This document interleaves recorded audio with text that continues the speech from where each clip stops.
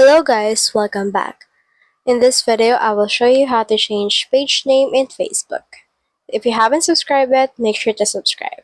In order to do that, head over here to your three lines and make sure to change to the actual profile right here of your page. So here's my page. So just click on your page right here in order to switch to the profile of your page. Once you have successfully changed, head over right here again on the three lines. Then head over right here to this settings, and then once you have clicked on that, you can actually just scroll down until you can see right here your page details. Click on your page details and you can see in here all the things that you can change on your page. However, if you want to change some setups, head over right here to the page setup.